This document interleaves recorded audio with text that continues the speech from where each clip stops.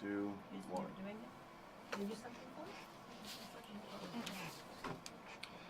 Hello and good morning, everyone.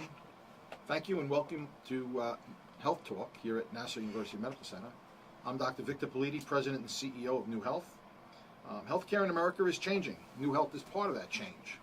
So this half-hour program will provide you with some essential information about the services and facilities that provide top quality care that fits into your lifestyle.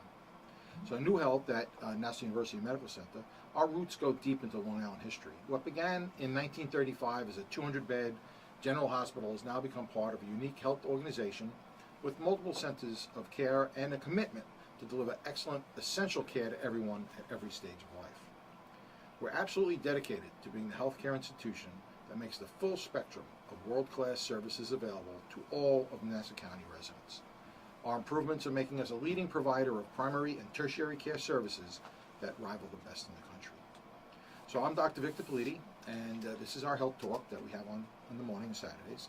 And we bring you different physicians and different people interested in healthcare that might be an engaging and somewhat interesting conversation. So today we have Dr. Laurie Ward. Dr. Laurie Ward's a physician at Nassau University Medical Center. She's actually our Vice President of Ambulatory Care. So, Dr. Ward, good morning. Welcome. Good morning. And why don't you tell us, start by telling us a little bit about yourself and your background here? Okay. Nassau. I'm pretty much raised on Long Island, and I have been a physician for more years than I want to count. I did my medical school at University of Pittsburgh School of Medicine and my residency at SUNY Upstate. I actually did my nephrology fellowship at Nassau University Medical Center back when it was Nassau County Medical Center. And I've worked for the hospital for a total of 20 years, on and off. I had a break in between, but I'm back now for 7 years and have been in primary care since I've been back. Is that your background, nephrology? Is that what you were trained in? Yes, I was trained as a nephrologist, and when I finished my fellowship, I still couldn't decide what I wanted to be when I grew up, so I stayed on at the hospital, and I ended up running the Division of General Medicine and ran the primary care internal medicine residency clinic. Was there for a number of years, and then left to practice nephrology, did hospitalist nephrology at Stony Brook, but then came back to be the medical director of ambulatory care, and I've been back since 2008. So ambulatory care, for those of us that really aren't familiar with that, why don't you explain a little bit what ambulatory care is?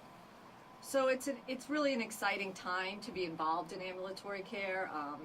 There's a lot of talk in the news about healthcare transformation and how care is being shifted from an inpatient focus of care to more of an outpatient and preventative focus of care.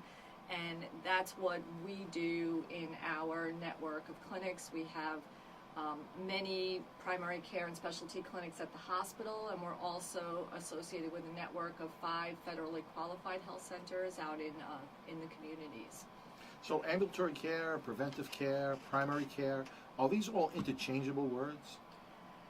They're used interchangeably. They probably have slightly different meanings depending the context of what you're talking about. When people talk about preventative care, they're talking about the things that you can do for your health to keep you healthy. So before you're sick, looking for disease states and early states, and that a mammogram, good month to talk about it. That's a good example of a preventative measure you can do to find a disease in an early state when it's most treatable. Primary care is more an ongoing relationship with an outpatient provider who's going to do the things to screen you for those conditions that we just talked about in preventative, but also treat any outpatient conditions that you might have, whether it be hypertension, diabetes, asthma, even behavioral health is starting to become very important in the ambulatory area. And you mentioned the primary prevention, and I think that's key as physicians, that we get to our patients before they get sick and screen them. Blood pressure screening. If someone's have high blood pressure, we could treat them, prevent them from having a stroke. If someone's got high glucose in their blood, they're pre-diabetic or diabetic, we can treat them with medication, keep their glucose at a normal level and prevent all the adverse effects that they might get from diabetes. Prostate screening. And what you mentioned, very important. I mean, last week we had Senator Campanen on the show, and Senator Campanen is very big in healthcare in New York State, particularly Long Island, and was instrumental in us getting a breast imaging van, an actual one of these big, huge camper-type vehicles, and it's got state-of-the-art, three-dimensional tomosynthesis machine in there, which I think is the highest level of mammography that can pick up very small lesions, early detection. And if we can detect a woman, a breast cancer, women and men get breast cancer as well, detect the lesion early enough, we're able to get in there and remove it and really have better outcomes. So, I mean, the whole concept of primary care, I mean, as a physician, that's what I want to do. I want to get out there in the community. I want to treat my patients. I want to make sure their blood pressure and their heart rate and their diabetes and their prostate, and if they have diabetes, I want to make sure they don't have ulcers on their feet, go to a podiatrist, go to an ophthalmologist, to make sure everything is just right so they don't become sick. Because as you know, Doc, as they get sicker, the next thing you know, they're in my emergency room. And they're in the ER, and now we have to admit them to the hospital, and we're not going to talk about the costs of that health care. We're going to talk about the toll it takes on people's lives and their families when they get sick like that. Sure, it's a lot more satisfying to keep people healthy. When I was a hospitalist, you spend your days taking care of people who really are far along in their disease process often, and there's not much you can do to you can treat acute symptoms, you can try to improve the acute situation, but you're not really changing the course of the disease as much as you would like. Where if you're catching things early and you're getting people involved in their care, which is something that you're hearing and people are talking about a lot more, engaging patients in their care, having a discussion about what they're capable or willing to try to do, rather than the physician imposing the care on the patient and saying, lose weight, take this medicine. But having that discussion about what changes do you think you could make, and really trying to articulate to them how this will benefit them in the long run. And I think that's so much more likely to work than me just dictating what I think you should do.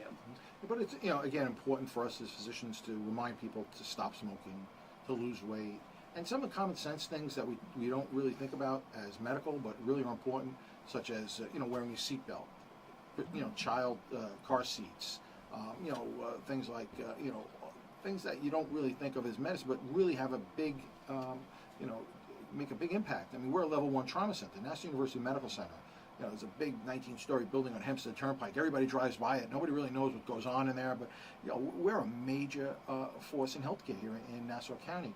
We have all the state-of-the-art trauma center. Our ER, $38 million ER. It's ready to go. Board-certified ER guys, board-certified pediatricians in emergency medicine in that ER 24/7.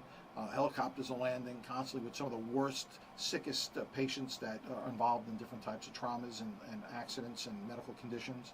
But yet we're so much more than that. I mean, we do have some of the best doctors, the highest trained doctors from some of the best medical schools and residencies and fellowships that are available. Brand new ICUs, CCUs, and SICUs. We have, the burn center. We have the burn center in Nassau County, which the firefighters and the people who are involved in any types of, burns, hyperbaric chambers, PM&R, our physical medicine, is second to none. I mean, other hospitals in the area send their patients to us, so we can give them their rehab that they need, their physical medicine, physical therapy. So that hospital is such a great hospital, but yet people don't realize it. And now we're going out into the community. We have those QHCs that you talked about, those federally qualified health centers in different areas, and we're in the process of opening our own primary care site right at the hospital. I mean, we have one downstairs now, but we're going to open a brand new state-of-the-art. Why don't you tell us a little bit about what's happening with that? So we're very excited that we're going to be moving into a new primary care space. We do have the 5 federally qualified health centers in pretty much medically vulnerable areas, and they provide top-rate primary and preventative care, and they're all recognized as patient-centered medical homes. And we were very excited to be involved in a grant from New York State, the Hospital Medical Home Grant, to achieve patient-centered medical home status at the hospital as well. So our primary care practices in medicine and pediatrics, internal medicine and pediatrics, have been recognized as patient-centered medical homes. And when we move into our new space, we'll have the physical plant that matches that patient-centered care. You know, it sounds sort of intuitive that healthcare would be patient-centered, but it wasn't always really that way. There were other drivers of care, education, operational issues, business decisions. There were things other than putting the patient at the center of care that drove some of the way care was delivered. And just in a general recognition that that's not what's best and not what's going to get you your best outcomes, there's been a movement really nationally to refocus and make sure that we're putting the patient at the center of everything that we do. The new primary care space is going to be a big, beautiful space. We're looking to expand hours. We just started expanding into evening hours in our internal medicine clinics, and pediatrics is to follow. And when we move into our new space, we have plans to expand those evening hours even further and expand into the weekends as well. So really be able to offer great access for good primary and preventative care for all the people that we serve. Yeah, because a lot of times people think of it as a clinic, and it's not a clinic in the sense of the word where you'll have all these people in the waiting room.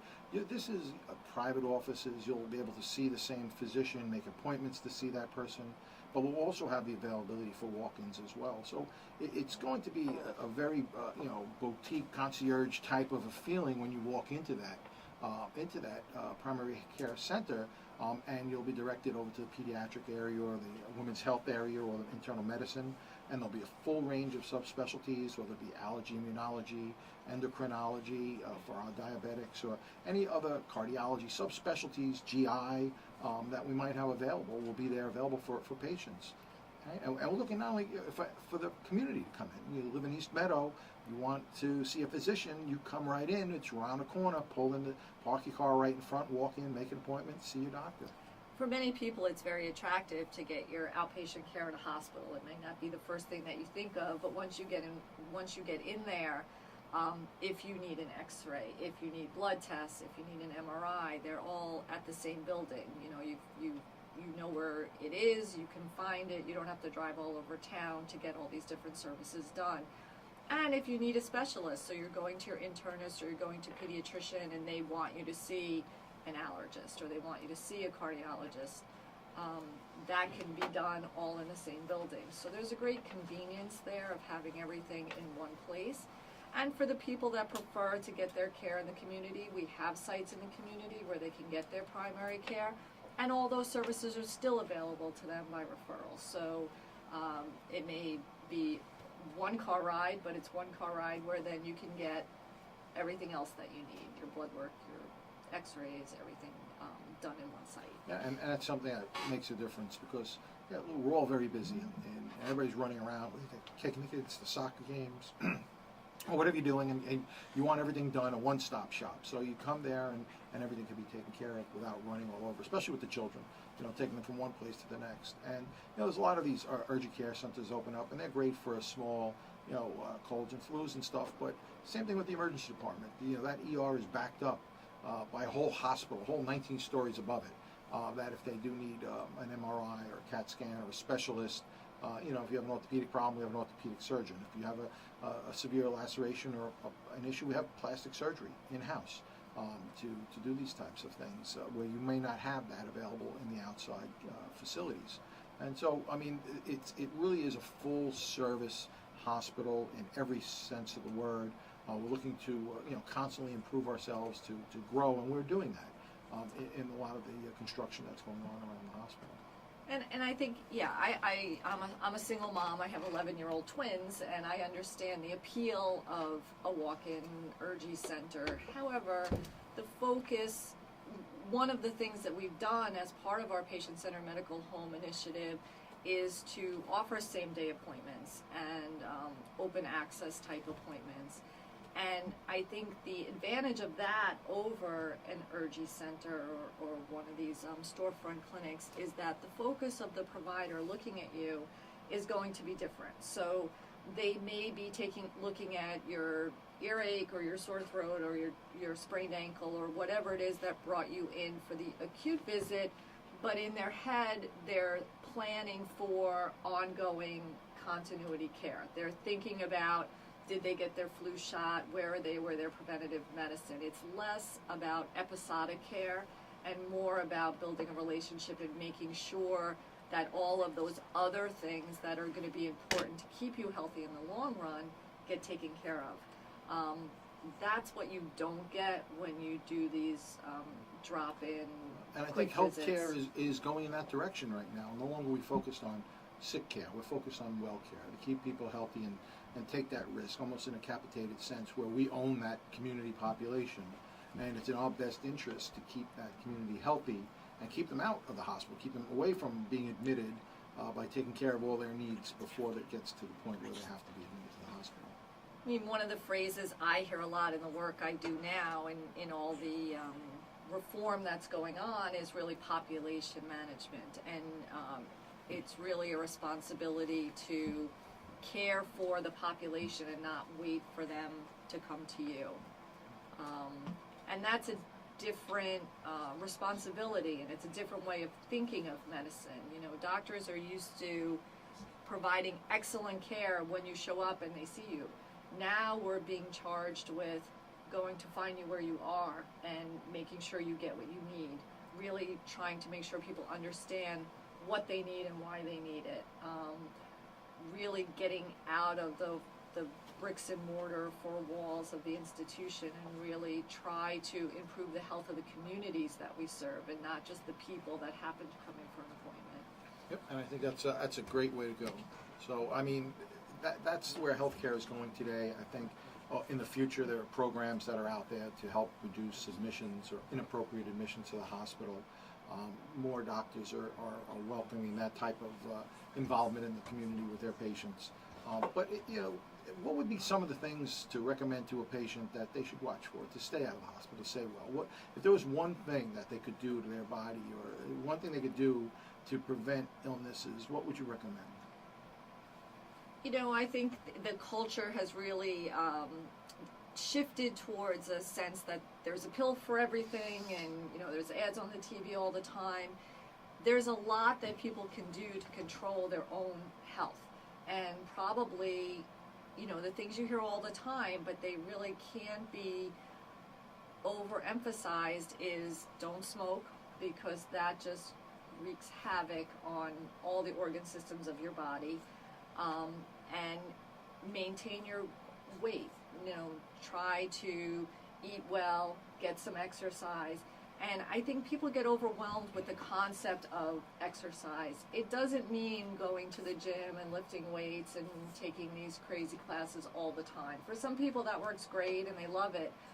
But people are busy, they have busy lives. It seems like an overwhelming task. You make small changes and small choices in your life. Go for walks, take the dog for a walk, while you're not smoking, and you know, staying away from fast food and soda. Little changes like that will make a big difference in your overall health, just by striving towards maintaining a normal body weight, having a level of activity, and not smoking. They seem like such basic things, and but there isn't. You know, pills will treat conditions, and they will. It's better not to have the condition if you can possibly avoid it. And some of that is in the control of the patient, and that's an important thing to realize. But it's small changes. How many times have you heard, older patients in their 80s or 90s say, "Doc, if I knew I was going to live so long, I would have taken better care of myself." I saw a guy yesterday in the ER, and he had a pack of cigarettes in his pocket. He was 87, and he was having all sorts of respiratory problems. And he came up to me and he said to me, "Doc, if I knew I was going to live this long, I would have stopped smoking a long time ago." But it's the truth. It makes such a big difference, and people tend not to think about that. And it's our lifestyle too that's doing this to our children. So we're running around, we're so busy. Children today are eating a lot more fast food, a lot more, of these fried foods, and it's not healthy for them. We're having a very large outbreak of childhood obesity. Even, even with all the sports and stuff, the kids are spending too much time in front of the TV. They're playing video games. They're eating, chips and fatty food and unhealthy things, and it's just leading to a poor lifestyle as they get older. I think people, they're afraid to let their children go out and play. I think we've probably gone a little too far the other way with that. I don't think the world is quite as unsafe as the media always portrays, but that has unintended consequences. The fear. You keep your kids inside where you can see them. They need to go out and play, and physical activity is very important, and getting those habits young is very important. But again, it comes down to making small changes in your life, because I know, I start a diet every day, and I try to take the dogs for a walk, try to get the kids to go with me, and it's a challenge. I'm busy, I work, I've got kids. I understand all that, but it's those small choices that are going to add up to big impact on health in the long run. Yeah, and it's important because these are, young kids that are growing up to the young adults, and they're the ones that's going to have the diabetes, and they're going to have the hypertension from, salt, too much salt, and they shouldn't be adding salt to anything. They got to watch their fatty intakes and their soda, and the candy and the sugar. It all really does adversely affect them as they get older. It's not a wives' tale; it's a scientific fact that we do need to, to watch what we eat and diet and exercise and. Prevent us from getting sick. When I was in school and in training, you didn't see children with type 2 diabetes, the insulin-resistant type of diabetes. It just didn't really happen, and now it's common. It's not uncommon, let's just say, and that's related to unhealthy body weights. Yeah, and that's something that we as physicians need to emphasize. And I think, getting back to, your field of medicine, the ambulatory care, the preventive medicine, their primary care, I think that's really where our mission is today, is both in the children's and the adults, to prevent these things from happening. And, whether it's something as, as common sense as stopping smoking, or trying to educate children as to the dangers of drug use, or alcohol, or DWIs. And, today in Nassau County, it's almost a epidemic of heroin abuse. And we see it in the emergency room constantly, patients coming in overdosed from heroin and opiates. And it's really something that we also need to jump on top of as primary care physicians, and tell our patients that if they do have medication in their medicine cabinet that they're not currently taking for opiates or pain medicines, that these things really should be disposed of properly and not be able to get in the hands of younger persons, because that's how we see this addiction starting. We see a lot of patients or young people starting by taking grandma's Percocets or Vicodins or Oxys out of the medicine cabinets and trying them, and then sharing them with their friends, and then guess what? Eventually they can't get those pills. Those pills are so expensive, they'll wind up going for a cheaper alternate, or heroin, which is available out there, and it's cheaper. And next thing you know, they're addicted to heroin and all the other sequelae that comes with that. So, that's another area that we need to look at is alcohol abuse and drug abuse in our younger population. So one of the really exciting changes in primary care in recent years is really a broadening of what the responsibility and the expectation, but also addressing needs in beyond just physical issues. So there's substance abuse is a big problem. Behavioral health issues are a huge problem. And historically, that's been very siloed care. So people who had behavioral health issues would go to behavioral health providers. People who had primarily physical issues would go to primary care doctors. And there's a recognition that there's a lot of overlap there. People with serious persistent mental illness die many years younger of medical issues that have gone unaddressed. Side effects of some of the medications for behavioral health issues cause physical problems, cause diabetes, can cause weight gain. But then there's also people with chronic illnesses who have also depression, also anxiety, and that impacts their ability to care for themselves, to take their medications as prescribed, to get to the doctor appointments. And being able to break down those silos and really co-locate physical health and behavioral health under one roof and really address the whole patient is, I think, really going to be transformative. That's something that has not gotten a lot of attention historically, and it's been a challenge to get everybody to look beyond their little siloed world. But that change is rapidly steamrolling through everything that we do. We have behavioral health services at the hospital, inpatient, but also outpatient, and we're expanding greatly the behavioral health services that are available in our FQHCs so that a lot of these issues can be addressed, and I think that's going to make a big difference in people's ultimate well-being. I think, removing some of the stigma is important, and really addressing the whole person. There's a lot of new types of care providers on the team that never existed before. So patient navigators, because navigating the healthcare system is not easy, and issues of insurance, of getting an appointment, of finding a specialist that takes your insurance, those sort of things, paying if you don't have insurance. Those are all issues that can overwhelm people, and having somebody to help navigate through the system is invaluable. Having care managers to really touch base with you between visits, see how you're doing with that care plan that you agreed with your provider that you were going to try. You were going to make one change of, not drinking soda or going for a walk every day. Maybe somebody will call you in between and say, how you doing with that? And really remind you and keep you on track. So the care team is really broadened beyond the traditional doctor-patient relationship. There's going to be a lot of people involved in the care of a person to keep them well. And National University Medical Center, we have a very large behavioral health team, both inpatient and outpatient, in the facility, and our federally qualified health centers that we have out in the community are growing as well. And I know we're expanding their hours, we're adding behavioral health, we're adding things like dentistry.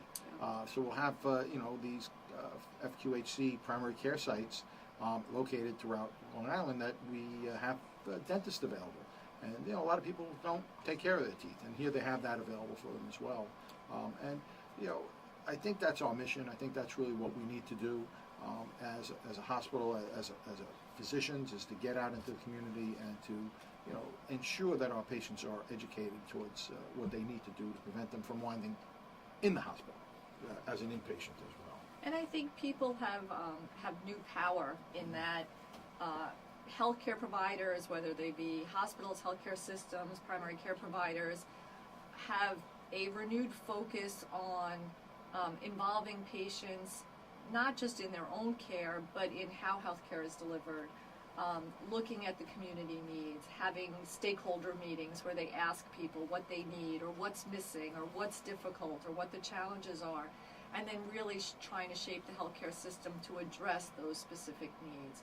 Because we've known as doctors, we've known for a while that there are lots of things that are beyond our control as physicians to take care of, but that are going to impact how people's health evolves over time. So if somebody's making a decision between paying their rent or buying their blood pressure pill, these are issues that as a doctor it's hard to deal with, but as a healthcare system we recognize that we have to, because we're not going to get the population healthier until we do.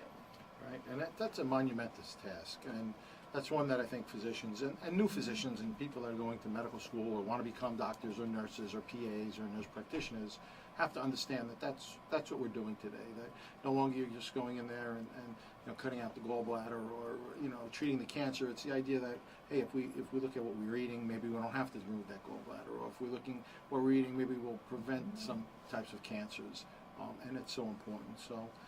Dr. Ward, it was really a great conversation and really interesting, and it really comes to why I even have this radio station, to get the word out to people that, you know, they need to take their health seriously, and they need to look at themselves and do things to keep themselves healthy and out of the hospital. So Dr. Laurie Ward, who's our Vice President of Ambulatory Medicine at our Nassau University Medical Center, and I'm Dr. Victor Politi. I'm the Chairman and CEO of the hospital on Hempstead Turnpike, and I just want to thank you all for tuning in this morning and listening to us regarding health talks, and just hope you have a great day today. Stay healthy, do some exercise, and watch what you eat, and we'll talk to you next week. Thank you. Goodbye.